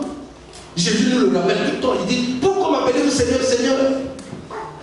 Ne croyez pas parce que vous allez faire 1000 veillées de prière, 1000 retraites, 1000 jeûnes, 1000 je ne sais pas quoi. Vous allez faire de la prière du matin au soir, ne plus travailler, quitte à ne plus travailler jamais de votre vie. Vous allez voir Dieu descendre et dire, ah mon fils c'est très bien, j'aime ça. Bien aimé, la communion avec Dieu, ça ne veut pas dire être dans un coin quelque part là-bas, donc vous êtes seul avec Dieu. Non, vous posez avec ça. Parce que Jésus est venu sur terre, il a dit, mon Père travaille, moi aussi je travaille. Vous avez vu que Jésus a enfermé le Père là-bas tout seul? Non. Son travail c'était quoi? Prêcher l'évangile, guérir les malades, ressusciter les morts. Et en plus, aujourd'hui maintenant, nous commençons à dire, ah, mais les morts, je vais les ressusciter. Jésus n'a jamais fait ça. Jésus n'a jamais fait ça. Pourquoi on ne peut pas imiter Jésus? Et vous, pourquoi vous ne pouvez pas nous imiter? Sauf si vous avez entendu quelque chose de mauvais ou vous avez vu quelque chose de mal en nous, alors ne le faites pas. Mais si vous êtes rassurés que ce que Dieu fait dans nos vies, quand je vois ces garçons, je suis arrivé ici, il était dans un petit cachibi là-bas, là où on priait avant là. J'ai regardé, j'ai dit, ah. Bon, moi, étant habitué aux églises d'Afrique où c'est balèze, il y a plein de gens, j'arrive là, il y avait une vingtaine de personnes, c'est comme ça l'église ici en Europe. J'ai dit, bon, à Paris c'est différent, bon, c'est vrai que ici c'est quand même un peu retiré, mais quand je regarde l'homme que j'ai vu à cette époque-là, et que je revois aujourd'hui, qui est maintenant dans sa propre maison, et qui n'est pas dans une maison, dans un appartement, ou dans un petit truc, non, non, il est dans une maison, une vraie maison. Il a fait quoi? Il est franc-maçon aussi. Peut-être que tu es allé là aussi. Comme tu portes pour les travailleurs noirs.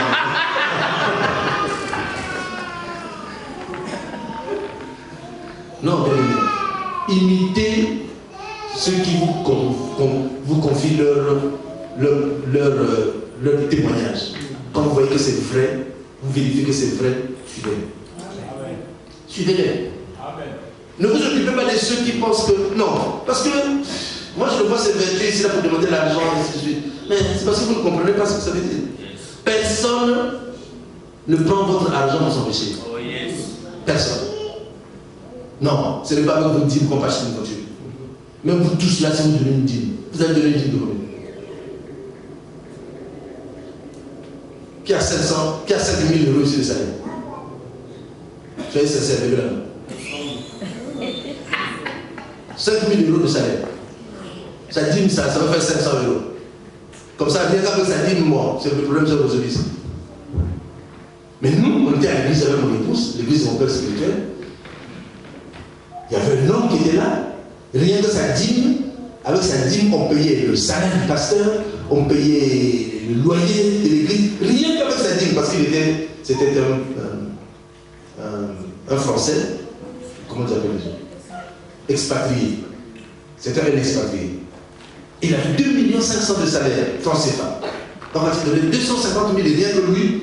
Bon, il y avait d'autres aussi qui avaient des 600 000 de salaire ou 800 000 de salaire. Donc, rien que quand on rassemblait tout ça là. Ben, le grand problème, c'est que nous, on a eu la conscience que le pasteur n'avait jamais utilisé cet argent parce que c'est même pas lui qui touchait ça. C'était d'autres personnes qui géraient l'argent. Et avec cet argent, on a fait de telle sorte que nous ayons l'église à Brazzaville, la première église où vous avez la moquette partout dans le temple. Vous avez la climatisation partout. Vous avez des fauteuils fourrés par des cachetis comme ça. Non, des fauteuils fourrés de machins de salles de banque, de machins de conférences. C'est que notre pasteur, quand il sortait, c'était un jeune. Il est plus jeune que moi. Mon père spirituel est plus jeune que moi. La différence, je vois de 7 ans. 7 ans comme ça, entre lui et moi. Plus jeune que moi. Donc, quand il sortait, il était là. Parce que c'est le pasteur dont l'église est climatisée et c'est la meilleure église de Brazzaville. Mais, quand vous regardez les personnes qui sortaient de là, ou qui arrivaient, donner n'était pas un problème pour nous. Pourquoi? Parce que quand on donnait l'argent, en retour, on voyait comment Dieu nous bénissait.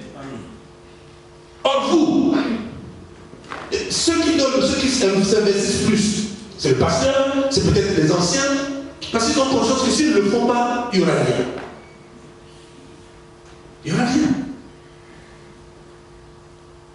Faites du bien. Ne pensez pas qu'en tournant, vous êtes en train de faire du bien au pasteur. Non. Encore qu'il faut faire du bien au pasteur. Il faut. Oui. Mais je ne veux pas que vous fassiez du bien au pasteur avec vos dîmes. Non. Je veux que vous fassiez du bien. Vous voyez, il est revenu, il a dit, ah, les anglophones, moi j'aime les anglophones. Tant qu'on l'a pas comprendre. Promets-toi, moi je veux que on va aller au Ghana, tu vas aller regarder, tu verras que, attends, c'est de la folie. Ce qu'on te fait à l'extérieur, quand tu arrives chez toi, tu te poses la question, je laisse me presser sur moi là, mais je peux le monter ici. Oui. Le message que je vous prêche là, j'aurais prêché ça à Washington, mais je sortirai d'ici peut-être avec 50 000 euros. Oui. Parce que les gens croient en la parole. La parole, quand elle est dite par un roi de Dieu, quand elle sait que c'est un roi de Dieu, celui qui est en train de dire ça, on voit ce qu'il est. On voit. Parce qu'il y a aussi un féticheur qui peut venir te dire que moi je vais faire de toi un homme riche, en tant que féticheur de dans un cachemire. Toi-même, tu réfléchis, tu n'as pas besoin de l'onction pour ça. Tu es d'accord avec moi? Un magicien qui veut faire de toi le plus riche du monde, quand pendant que nous-mêmes, il ne l'est pas. Et de toi, il attend peut-être que tu donnes 200 euros, et toi, tu es multimilliardaire. Comment? Comment ça? Comment?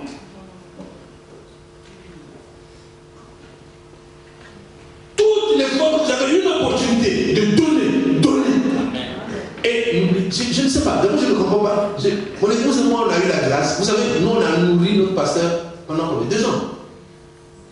2 ans à peu près. 2 ans. À cette époque, je vais de rentrer l'Europe. Donc, je n'ai pas mes 2 voitures. J'ai même expliqué comment mon grand frère avait fait que mes voitures en Belgique, là-bas, quand les ventes aux enchères, parce qu'on n'a pas pu les expédier. Hein, mon grand frère, j'ai envoyé l'argent, il a pris l'argent. Et les voitures sont restées là-bas. Droit de magasinage, quand on m'envoie la facture, j'ai dit, mais attends, j'ai autant acheter une nouvelle voiture que de payer encore le droit de magasinage pour qu'on voit les carcasses qui sont restées là-bas. Je dis non. Donc on a vu Jakarta. On tombait elle et moi quelquefois. Elle se blessait. Mais chaque midi, le peu que nous avons, on prépare. Elle fait l'assiette. Du foufou, la nourriture, si c'est 2 plats, on met les plats, on met dans le panier. Elle mange le Jakarta, moi je suis au volant. On va déposer chez le pasteur.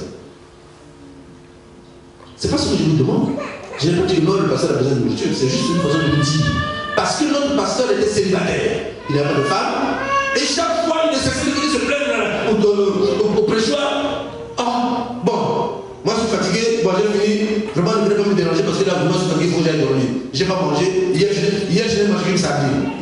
Bon, quand un pasteur vous dit hier, je n'ai mangé qu'une sardine. Et il est fatigué. Et vous êtes assis là, boire.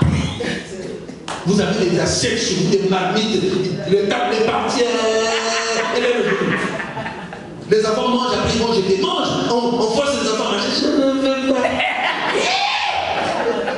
Le pasteur n'a pas mangé, il a mangé quoi, le sardine.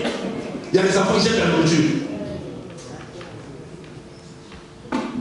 Vous allez dire, ah, donc le pasteur, il est venu faire le pastoral, la pastorale, je ne sais pas comment, pour qu'on le nourrisse. Non. Ce n'est pas pour lui que je le fais. C'est pour vous. C'est pour vous. Il m'a présenté ici, non? Il m'a présenté à vous. Qu'est-ce qu'il a dit que je suis pour vous? Moi, pour lui, je suis son père. Aujourd'hui, son père spirituel n'est plus. Maintenant, je suis son père. Et il sait le secret qu'il y a entre lui et moi. Il m'appelle, papa, j'arrive. Tu es à la maison? Oui. Papa, bon, demain tu seras là? Oui. Il vient à la maison. Et moi, je le lui rends. Pas que je le lui rends, mais je dois jouer sur mon nom de père. Parce qu'il a une œuvre, et je vais l'aider dans cette œuvre. Je dois faire la intercession de 18h. Mais il y a une œuvre dans laquelle je dois participer. Voilà pourquoi vous me voyez. Toutes les fois qu'on dit qu'il y a quelque chose à faire ici pour l'œuvre, moi je me lève. Ouais. Je me lève. Et vous allez être surpris. Je vais faire mieux que vous. Je vais faire mieux que vous tous. Pour vous montrer tout simplement qu'en réalité, je ne le fais même pas pour vous. Si je fais mieux que vous, ce n'est pas pour vous. Je le fais parce que je sais que le Seigneur va garder.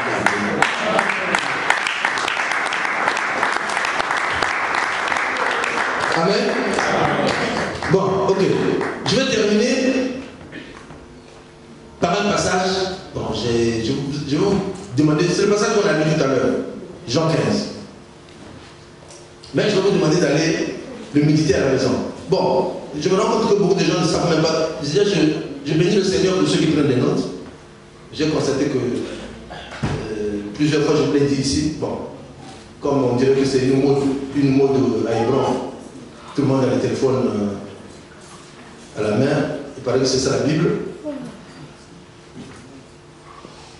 Malheureusement, il y en a qui utilisent ça aussi pour envoyer des messages.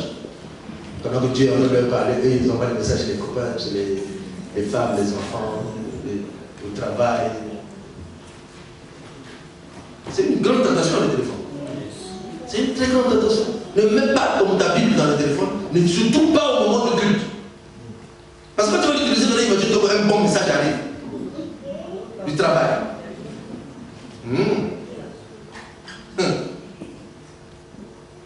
Il n'y a pas longtemps là, avec l'évangéliste, je ne sais pas qui, peut-être il avait bloqué son téléphone, mais non, à un moment donné, il avait mis le téléphone, la parole de Dieu parlée. Hein? La parole de Dieu. Donc on a cherché le verset biblique qu'on a mis, bon lui il a mis le verset biblique, il voulait me le lire là. Non, c'est le lecteur qui a mis. Alors tu as chanté là, donc il y avait la foi. C'est lui qui disait ici, lui là-bas qui disait, il dit bon, voilà. Et lui comme ça se bat pour enlever ça. Moi je lui ai dit, tu sais, la Bible elle ne parle pas. Il faut la lire. Alors, voyez-vous, dans le chapitre 15 de Jean, il y a quelque chose que je voulais, laquelle je vais insister. Je prends juste 2 minutes. Je sais que je devais finir à 13h. C'est ça. Oui. Donc, je prends juste 2 minutes. Alors, je voulais dire ceci. Voilà ce que le Seigneur, sur lequel il insiste. Il commence par le premier verset. Il dit, je suis le vrai cep. Et mon père est le vigneron. Je suis le vrai cep. Donc, ça veut dire que si lui est le vrai, c'est qu'il y a des faux. C'est qu'il y a des faux. Faites attention. Je suis le vrai cep et mon père est le vigneron. Le vigneron, c'est qui? C'est celui qui vient moissonner. Et c'est Dieu qui vient moissonner dans nos vies. Mais qu'est-ce qu'il vient moissonner? Le vigneron vient moissonner quoi? Il vient moissonner les fruits qui sont sur le cep. Le cep, c'est un arbre. Donc Jésus dit qu'il est l'arbre. Et il parle ici, il dit, tout sarment qui est en moi et qui ne porte pas de fruits, il le retranche. Tout sarment, c'est-à-dire toute branche qui est en moi, voyez-vous, ça c'est une branche. Et si elle ne porte pas de fruits, Jésus dit, mon père la retranche. C'est-à-dire, bon, j'ai pas envie de couper ça. Il y a une qui est morte ici, je peux enlever. Mais si je peux enlever.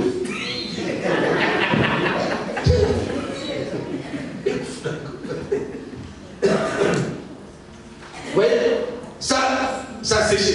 Vous savez pourquoi ça a séché? C'est même pas moi qui ai enlevé ça aussi. Ça s'est coupé même tout seul. Ça a séché. Et quand ça sèche, ben, ça n'a plus de sens si ça reste là. Amen. Et Dieu dit ceci, qu'il enlève toutes les branches qui ne portent pas de fruits. Donc c'est-à-dire, si les branches en question, c'est toi et moi, nous sommes les branches qui sont rimées à Jésus, qui est le cep. Mais lui, Jésus dit, je suis le vrai cep, et les sarments, c'est-à-dire les branches qui sont rimées au cep, qui ne portent pas de fruits, il les retranche. Or, les fruits, ce ne sont pas les pommes, ce ne sont pas les mangues, ce ne sont pas les oranges, ni les fraises ou les raisins. Non, les fruits, ce sont les actes et les œuvres que nous posons. Amen. Alléluia. Les fruits, ce n'est pas les prières. Ah, je prie du matin jusqu'au soir. Ce n'est pas ça. Il s'agit du bien que tu fais à ton prochain. Et le prochain, on ne le choisit pas. Yes. On ne le choisit pas. Le prochain, quelquefois, on ne le connaît pas. Mais dès qu'on a entendu qu'il a un problème, on va vers lui pour l'aider. On va pour le soutenir. Même quand tu es, regardez, parce que l'histoire que Jésus nous raconte, vous voyez bien que le bon samaritain était en plein voyage. Donc, mon fils était en plein voyage. Voilà qu'il a eu une opportunité, par exemple, pour traverser, pour aller en Italie, et que quelqu'un lui dise, moi, j'ai mon fils là qui va mourir, est-ce que tu peux me donner cet argent-là pour que je soigne d'abord mon fils? Dites-moi un peu. Il avait le choix. Soit de soigner cet enfant-là, soit de prendre son argent, de prendre son papier béni et venir se noyer dans le comment on appelle ça déjà? Dans la mer, dans la Méditerranée. Toutes les choses ne sont pas bonnes. Il a dit tout est permis. Tu n'es pas utile. On peut tout faire, d'accord, il n'y a pas de souci. Mais est-ce que c'est utile? Faisons ce qui est utile. Yes. Faisons ce qui est utile. Est-ce que ça vous pleurait que demain matin vient nous chasser ici? Après vous allez vous retrouver en plein hiver, ah non, on ne sait plus où aller prier. On va dire maintenant, bon, ma soeur, on va venir prier, on va faire un groupe de prière chez toi. Un jour, on va venir prier, 2 jours. Ah non, les gens là, quand ils viennent chez moi là, ils se laissent les toilettes. Bon. Ah non, moi, ils tirent trop d'eau. Ah moi, la facture de l'électricité a augmenté. Il y a toujours quelqu'un qui trouve raison. Trouvons-nous un endroit où nous tous nous connectons, nous tous nous mettons, il n'y a pas de problème. Alléluia. La branche qui ne porte pas de fruits est arrachée. Entendez-moi bien. Arrachée. Mais il y a quelque chose qui est bien. C'est qu'il y a des branches qui portent des fruits. Yes. Mais quand elles ne portent pas beaucoup de fruits, il y a seulement un peu. Dieu dit, bon, ok, tu as quand même du fruit. Donc, comme tu as quand même du fruit, il faut que je t'émonde. Et monder, ça veut dire tailler. Enlever tout ce qui t'empêche d'avoir de fruits. Vous ne savez pas ce que ça veut dire. Hein? Émonder, quand tu émondes un arbre, il y a la sève qui coule. La sève qui coule. Donc, toi, un humain,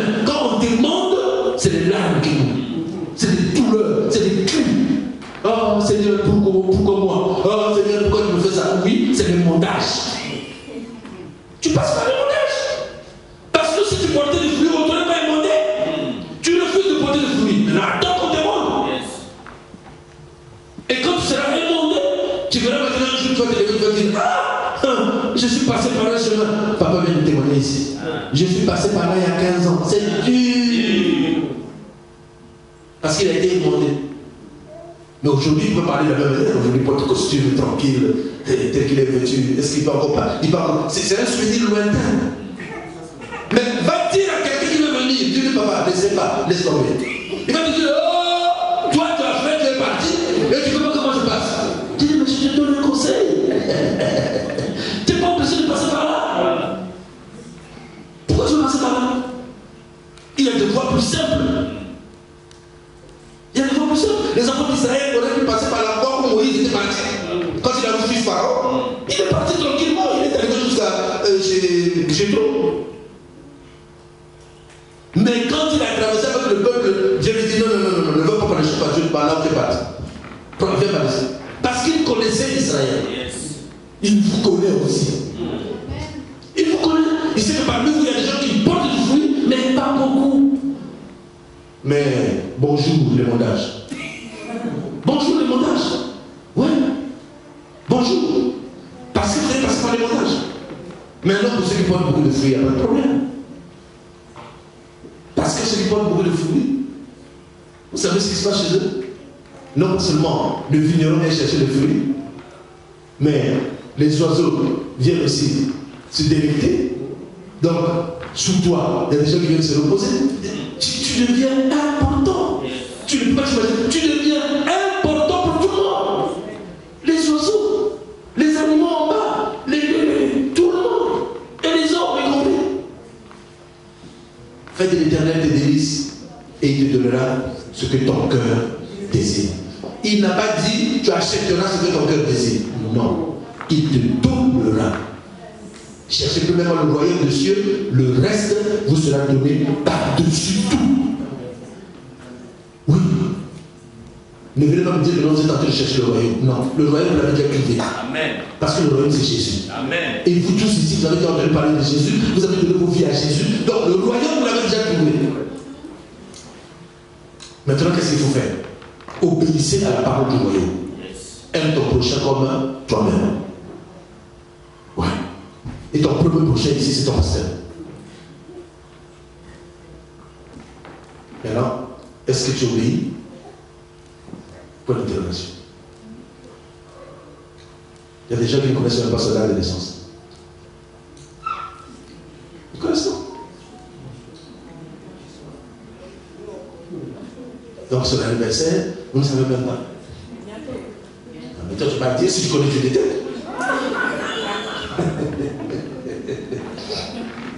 Les gens ne connaissent pas. Laissez-les dans la surprise. Les gens ne vont pas se manger. C'est aujourd'hui. Moi, je ne savais pas. Tu es dans l'église de quand? Quand tu arrives dans une église, tu cherches à savoir d'abord comment ça se passe. Moi, je vous ai dit tout à l'heure qu'on m'a présenté ici. Là. Moi, je ne sais pas pour demander quelque chose à quelqu'un. Mais personne ne m'a jamais demandé, n'a jamais demandé au fait, mais même, tu te souviens ce qu'on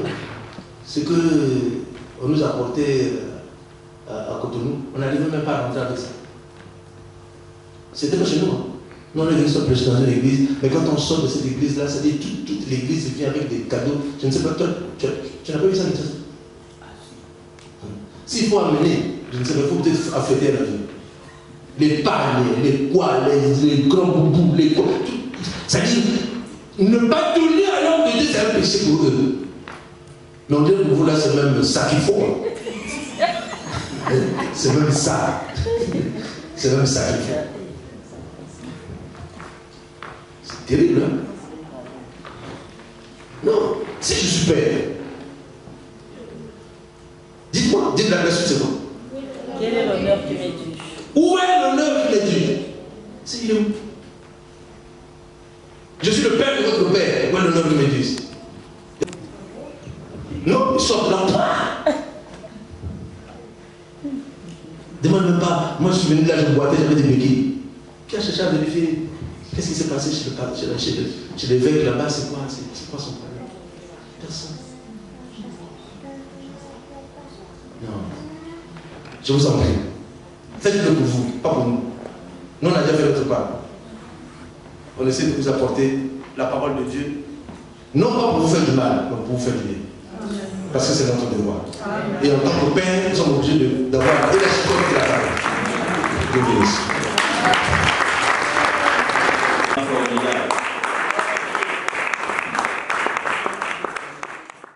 Avec des cris de joie.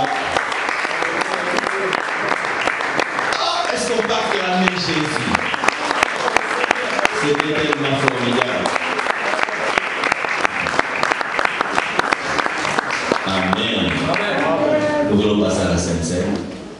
Fermons nos yeux, disons d'abord merci au Seigneur pour sa parole.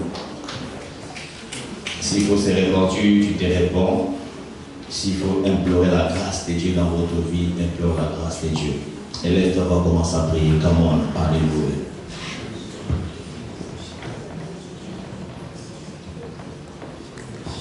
Seigneur, merci pour ta parole. Nous voulons porter encore plus de fruits. Et nous voulons à chaque fois faire de toi notre délice. Afin que nous puissions manquer de rien. Seigneur notre Père, nous prions pour l'homme que tu as utilisé, notre papa. Que tu étendes ta main dans sa vie, que tu lui donnes davantage de révélations. Que tu continues à le soutenir pour qu'il aille encore dans la profondeur, dans tout ce qu'il fait et dans son ministère. Nous te disons merci car Seigneur, nos cœurs ont été nourris, notre esprit nourri. Nous avons été redressés, nous avons été soignés.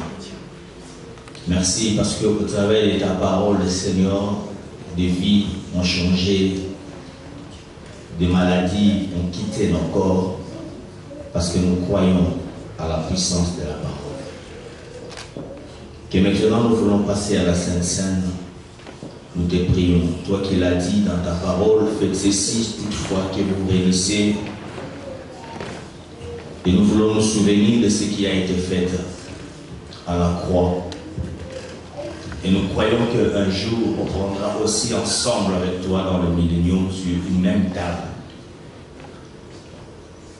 Seigneur, ô Dieu, se repas.